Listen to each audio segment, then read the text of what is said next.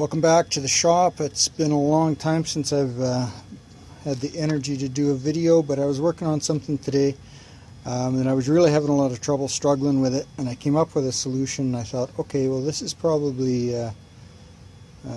good to show this because it really helped me.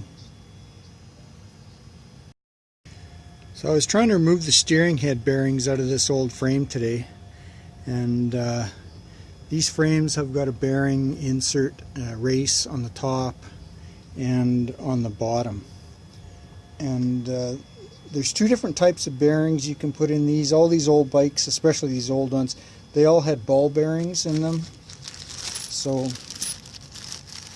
the races look like this, and then all the little balls fit down inside there, and that was the steering head bearing, just like is on a bicycle. These tend to wear out fairly quickly. They get flat spots on them, and then your steering has kind of a notchy feel to it. So the standard upgrade is to a tapered roller bearing, and this is what the outside race looks like. And if you notice the huge difference in the inside diameter from the tapered roller bearing to the standard ball bearing race. So this race gets pounded into that steering head, and so when it comes time to take it out, these old ones are very easy to do because they got such a big lip on the back of them. You can just get in there. If this thing is pounded in, you can just get in there with a big brass drift from the bottom, and you just pound up on the top, and out the thing comes. These ones, they got such a small area on them that they're much harder to get a grip on them.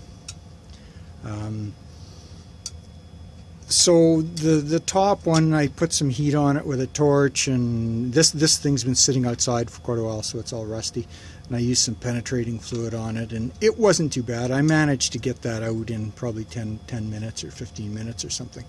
The bottom one was much tougher. It's way harder to get in from the top and get a grip on it. In fact, at the front, it was impossible. There was virtually nothing to grab onto. So the brass drift didn't do anything. I tried using a screwdriver in from the top, tried putting the screwdriver down, getting it to hook, and I couldn't get a grip on that. I found this pry bar, which I thought, because of its angle, I thought maybe it would go in and get a grip. Couldn't get a grip, couldn't get it to start at all, couldn't get it to do anything.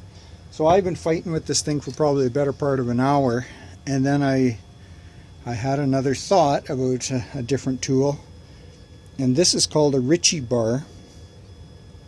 They're made by the Ritchie Corporation, I guess is the originally name, and they're available in different sizes, and they're cheap. You get them at a hardware store. And with this, I was able to put this inside and just get it hooked.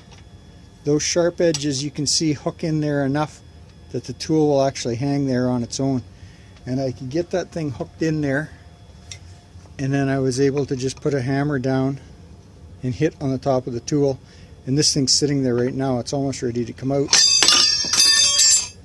Didn't come out that time, but probably another couple of hits, and that bearing, I don't know whether we can see it up there or not, but yes, and you can see the gap that's been created now in there where you can get in with that tool and hammer it out. So that works really well. And so another suggestion, once you've done that, if you're going to put tapered roller bearings back in, another suggestion is to very carefully use a file or a grinder and file a notch in the supporting structure on both ends, 180 degrees opposite of each other. And then the next time you go to get in there, you can get in there with a drift and catch the inside edge of that bearing and lift it out. So that's the tool, and that worked really well. There is specialized tools for moving steering head bearings.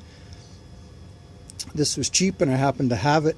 The only thing you got to be careful, that you don't scratch the inside of the bearing surface with these sharp edges. This one is not too bad. It's a steel frame, so you know it's pretty tough. But if that was an aluminum head, then you'd have to be careful. And if you did get some scratches, you'd have to sand them out before you put your new bearings in. That's it.